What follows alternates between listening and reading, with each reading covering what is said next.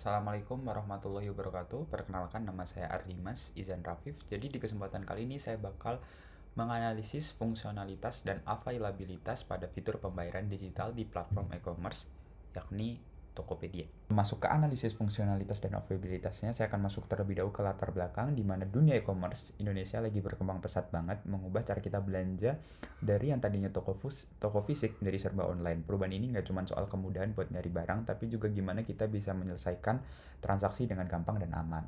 Di sini, fitur pembayaran digital jadi penting untuk e-commerce. Fitur pembayaran yang beragam dan gampang dipakai dan juga handal adalah kunci kesuksesan untuk bisnis mereka.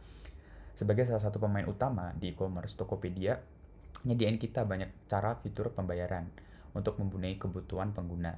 Jadi mulai dari dompet digital yang instan sampai pilihan transfer bank. Pilihan ini nggak cuma mempermudah proses pembayaran, tapi juga nambahin rasa percaya terhadap konsumen.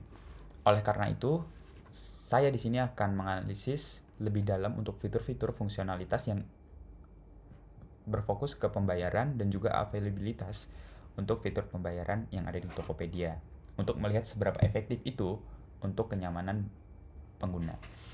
Jadi, tadi tujuan ruang lingkup sudah di mention di sebelumnya, ini menganalisis availabilitas dan juga fungsionalitas. Oke.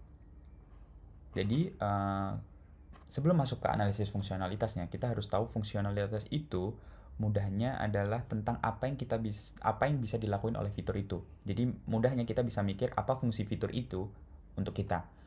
Oke. Jadi untuk fitur pembayarannya terdiri dari banyak, kita akan masuk ke dompet digital. Jadi untuk dompet digital ini mencakup termasuk GoPay, OVO, dan Dana yang bermana memfasilitasi pembayaran instan pengguna yang dapat menyelesaikan transaksi hanya dengan beberapa ketukan dan autentikasi, seperti menggunakan PIN dan juga menggunakan biometrik. Oke, jadi dari analisis fungsionalitas untuk fitur yang dompet digital, pembayaran ini cukup efektif untuk memangkas waktu transaksi, terutama untuk pengguna yang sudah familiar dengan aplikasinya, yang sudah sering make. Ini cukup mudah dan instan untuk pembayaran ini. Jadi dengan proses yang nyaris tanpa hambatan, pengalaman checkout menjadi jauh lebih mudah dibandingkan metode transfer bank konvensional. Integrasi saldo dan fitur top up langsung juga menambah nilai fungsionalitas karena pengguna tidak perlu keluar dari aplikasi untuk memastikan saldo mereka cukup. Oke. Jadi untuk selanjutnya ini fitur pembayaran virtual account dan debit instan. Kedua metode ini menawarkan fungsionalitas transfer langsung dari rekening bank virtual account, berfungsi dengan menyediakan kode unik yang spesifik untuk setiap transaksi yang memungkinkan sistem pembayaran secara otomatis dan real time.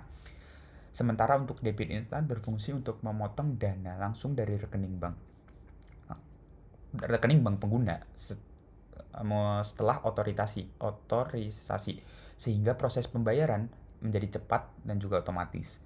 Oke, untuk fungsionalitas dari virtual account dan debit instan, ini cukup efektif untuk mengandalkan perbankan yang konvensional, proses yang otomatis dan real time menghilangkan kerumitan dan konfirmasi manual, sehingga mengurangi resiko kesalahan.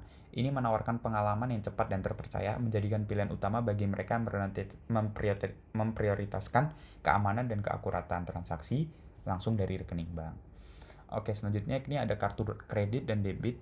Fungsionalitas metode ini untuk proses pembayaran secara elektronik dengan detail kartu. Pengguna cukup memasukkan yang nantinya memasukkan data kartu mereka untuk menyelesaikan transaksi dengan verifikasi 3D Secure yang berfungsi sebagai lapisan keamanan tambahan. Metode ini juga menawarkan fungsionalitas cicilan yang berfungsi untuk mempermudah pembayaran produk dengan nominal yang cukup besar.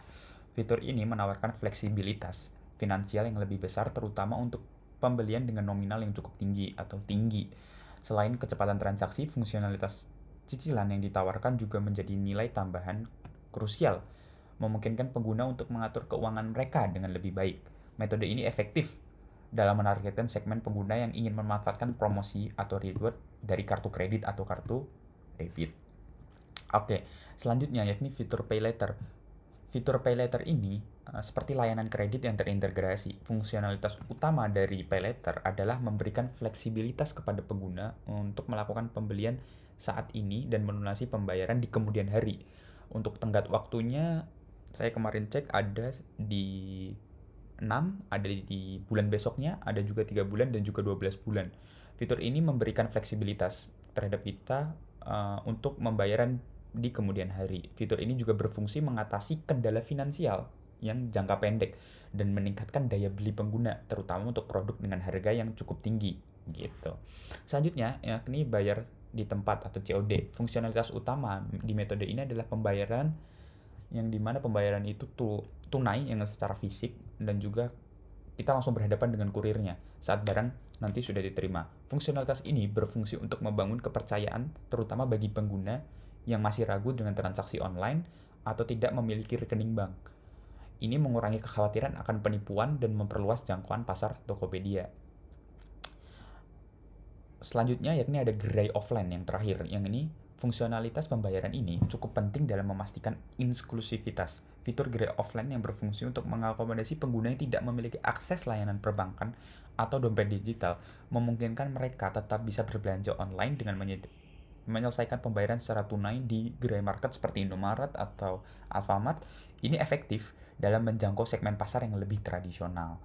Jadi untuk segmen gerai offline dan COD ini lebih ke arah yang tidak memiliki dompet digital atau kartu kredit dan juga pasar yang lebih tradisional untuk fungsionalitasnya. Jadi setelah saya menjelaskan semua analisis fungsionalitas, saya akan lanjut ke fungsi availabilitas. Oke, untuk fungsi availabilitas ini merajuk pada seberapa mudah dan sering fitur pembayaran dapat diakses serta digunakan pengguna. Availabilitas di Tokopedia sangat beragam dan dipengaruhi oleh beberapa faktor seperti waktu, kondisi pengguna, dan juga jenis layanan yang dipilih. Untuk availabilitas, waktu dan jaringan yang pertama. Sebagian besar metode pembayaran digital seperti dompet digital, kartu kredit, virtual account tadi, dan pembayaran instan memiliki availabilitas yang 24/7, jadi kita bisa mengaksesnya kapanpun. Artinya pengguna dapat melakukan transaksi kapanpun dan juga dimanapun. Mau siang, mau malam, mau pagi, selama tidak ada gangguan pada sistem Tokopedia atau penyedia layanan yang terkait. Namun ketersediaan ini sangat bergantung pada koneksi internet yang stabil untuk seberapa cepat kita melakukan transaksi pembayaran itu. Jadi koneksi internet sangat berpengaruh untuk availabilitas waktu dan jaringan. Selanjutnya ini ada availabilitas kondisi pengguna. Tidak semua fitur tersedia untuk setiap pengguna. Contohnya opsi pay later yang memiliki availabilitas yang dibatasi untuk pengguna yang terpilih berdasarkan histori kreditnya. Begitu juga dengan debit instan yang mungkin hanya tersedia untuk nasabah bank tertentu yang sudah mengaktifkan fitur ini. Hal ini menunjukkan bahwa availabilitas juga bergantung pada syarat yang harus dipenuhi oleh pengguna. Seperti contohnya pay later, kita harus melakukan input terlebih dahulu untuk seperti KTP, penghasilan, dan kawan-kawannya. Oke, lanjut ke availabilitas berdasarkan faktor fisik dan wilayah. Availabilitas dari metode non-digital sangat bervariasi. Seperti COD tadi misalkan sangat bergantung pada lokasi geografis pembeli juga dan kebijakan penjual yang mengaktifkan fitur ini. Sementara itu, fitur gerai offline juga memiliki availabilitas yang dimana terbatas sesuai jam operasional toko fisiknya, kecuali kalau toko fisiknya 24 jam. Jadi, kita tidak terkendala untuk fungsi itu. Oke, setelah saya menjelaskan fungsi availabilitas, kita masuk ke kesimpulan. Jadi berdasarkan analisis fungsionalitas dan availabilitas, dapat disimpulkan bahwa Tokopedia telah berhasil membangun ekosistem pembayaran yang sangat komprehensif dan efisien dari segi fungsionalitas maupun availabilitas. Platform tidak hanya menawarkan kecepatan melalui metode digital instan seperti dompet digital atau virtual account, tetapi juga menyediakan fleksibilitas finansial melalui fitur pay later atau kartu kredit. Berbagai opsi ini secara efektif memenuhi kebutuhan pengguna yang beragam, mulai dari yang memprioritaskan kecepatan hingga membutuhkan opsi kredit. Sementara itu, availabilitas yang bervariasi memastikan platform ini menjangkau seluruh lapisan masyarakat. Meskipun sebagian besar metode digital tersedia 24/7, Tokopedia tetap mengakomodasi pengguna yang tidak memiliki akses perbankan dan menyediakan opsi pay later atau COD dan gerai offline. Kombinasi antara fungsionalitas yang mumpuni dan availabilitas yang inklusif ini menjadikan sistem pembayaran Tokopedia yang kuat dan juga dapat diandalkan sehingga secara signifikan meningkatkan kepercayaan dan kepuasan pengguna. Jadi seperti itu untuk kesimpulan dari analisis saya terhadap fungsionalitas dan availabilitas terhadap Tokopedia. terlebih untuk sistem pembayarannya. Jadi mungkin cukup sekian untuk review saya terhadap analisis fungsionalitas dan availabilitas terhadap platform e-commerce yakni Tokopedia. Kurang lebihnya saya mohon maaf. Wassalamualaikum warahmatullahi wabarakatuh.